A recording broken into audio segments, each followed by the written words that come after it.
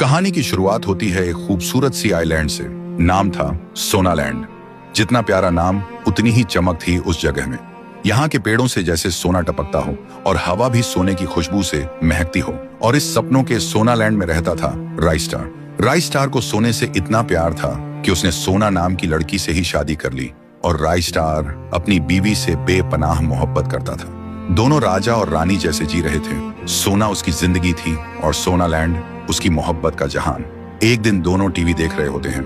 तभी राइस्टार की वाइफ के फोन पे मम्मी का कॉल आता है और बोलता है, बेटा जल्दी आजा, मेरी तबीयत बहुत खराब है, कहीं ऐसा ना हो कि तू मुझे जिंदा ना देख पाए। वाइफ घबरा जाती है और बोलती है, राइस्टार प्लीज मुझे एयरपोर्ट छोड़ो, अभी मम्मी के पास जाना पड़ेगा। राइस्टार बोलता है, चलो, और दोनों निकल जाते हैं। और एयरपोर्ट पहुंचते ही राइस्टार अपनी वाइफ से बोलता है, अच्छे से जाना, मैं सोनालैंड को अकेला नहीं छोड़ सकता। उनकी वाइफ बोलती है, ठीक है, लेकिन तुम भी अपना ख्याल रखना, मैं जल्दी वापस आ जाऊंगी। सब कुछ सही चल रहा था, लेकिन किस्मत को तो कुछ और ही मंजूर था। उधर दुनिया का दूसरा सबसे अमीर आदमी, नाम था वाइट 444, लेकिन वो अमीर बना था लोगों के खून से।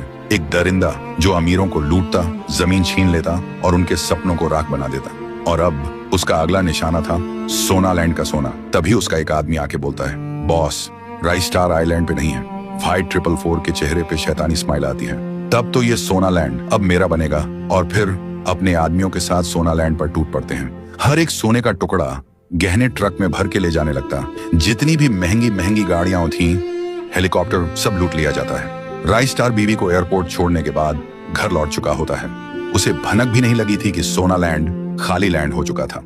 वो टीवी ऑन करता है और सामने आती है ब्रेकिंग न्यूज, प्लेन क्रैश, सभी लोग एक ही झटके में राख हो गए, कोई जिंदा नहीं। राइस्टार का दिल एक सेकंड में छलक जाता है और वो सीधा क्रैश साइट की तरफ भागता है।